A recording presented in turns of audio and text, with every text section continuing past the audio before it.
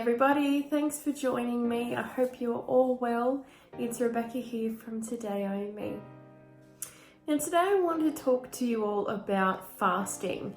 Now you may have noticed that in a couple of my previous videos I have mentioned that I do fast. And I just wanted to share with you all why I do it, what it's supposed to do, and how it works for me. So the reason why I chose to do intermittent fasting is because of my health. I've got a couple of different health conditions. I do have an autoimmune disease. I've also got endometriosis as well. And I've been through all the different diets in the world to try and be confident within myself and get down to what I thought that society viewed me, that I had to be, the perfect mold. And since I went on my discovery journey and started to really love and appreciate myself, I really am just doing the fasting now purely just for health benefits. As I mentioned, I do have endometriosis, and I was noticing that my symptoms were, going up and down, and I'm not sure if you all know much about endometriosis, but it is such a common thing. So many women have it, and I do work in a male-dominated industry, and yet half the women that I do work with all have endometriosis. So it is extremely common. Now, we don't always know exactly how endometriosis is going to affect you, because it does show up in different ways, and everybody has different symptoms, and the symptoms can vary depending on each person as well. For example, you could have extreme amount of pain, and you could have one small area of endometriosis, or you could have minimal to no pain and have quite a large area of endometriosis. So it is different for everyone. In regards to what endometriosis is, well, it's still being debated about what it actually is and how it is caused, even by the doctors and the scientists. But they believe what causes endometriosis is a certain over-exuberant, I guess you could say, like a hormone that is released from the ovaries that does cause these sort of like little growths to appear on the inside of your stomach. And they can appear anywhere. You can get endometriosis in your nose, you can get it anywhere. For me, I do have endometriosis in a few different areas of my body, but again, everyone is different to how they do get it and how it does affect them. So my endometriosis journey, I've had the surgery to investigate and to remove areas of endometriosis. And from there, I think that after I had the surgery, I was doing okay. And then a few months afterwards, my symptoms did start to come back. And I didn't really know exactly how to stop the symptoms from coming back, apart from just what the doctors are telling me I need to go and get surgeries. I need to get pregnant. I need to go on the pill. I need to have Mirena in. I need to get all these other hormone treatments. And I didn't want to do that to my body, and I certainly didn't want to get pregnant unless I was ready to do that with a significant other. So when I started to do the intermittent fasting, I kind of just stumbled upon it, and how it really did start to change my symptoms with endometriosis. The first things that I started to notice is that my menstrual cycles were nowhere near as painful as what they usually were. I'm getting pretty much no cramps now. I'm quite regular.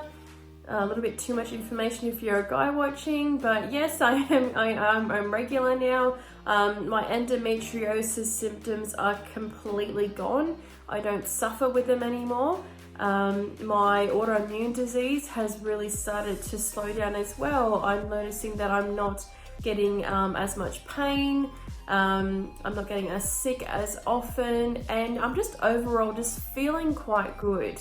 So it is really working for me, and I do find that with endometriosis sufferers, the biggest thing that you can do to look after it and to minimize the symptoms is diet and exercise, and just how you look after yourself.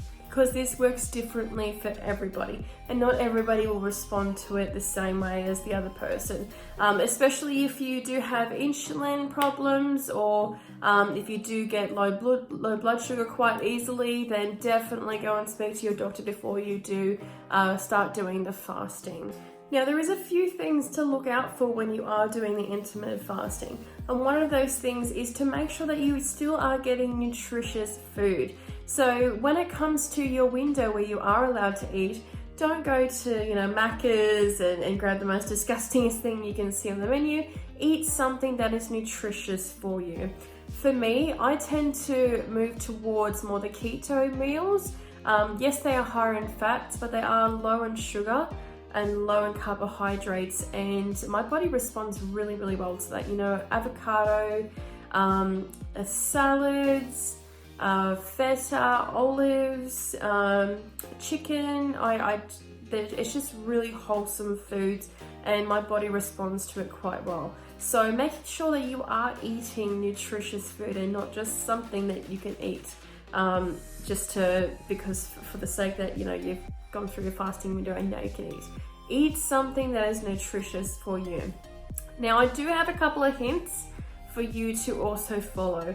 So one, if you are doing this to lose weight, do not weigh yourself, because your weight and the numbers that show on the scale are not a representation of your self-worth. Go by your clothes. If you want to measure yourself, that's fine. Don't weigh yourself, and don't become obsessed with the weight loss, because self-love, which is your second step, is the key ingredient to nourishing your body, nourishing your mind and your soul to really be happier in your life. And when we are happier and we are happy with how we look, and we just want to do this to feel more happier, more content with ourselves, you're guaranteed to have better results than you are to do it to impress somebody else or to fit into what society gives us to be the perfect mold, right? So do it for you, practice self-love. And the third step I have for you is to research.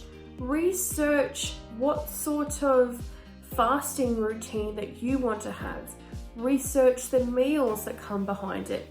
Go and see your doctor before you do anything, especially if you're somebody who, again, is low in insulin or has low blood sugar.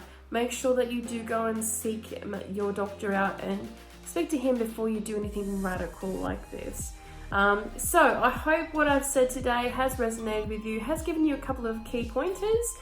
So this is just my story and how it's helped me. And if you are somebody who does suffer with endometriosis, then give this a go. See how it works for you. So thank you for connecting with me. If this has helped you, share the video with somebody else so it can help them as well. And don't forget to like, share, and subscribe. And I will talk to you all guys soon. See you guys.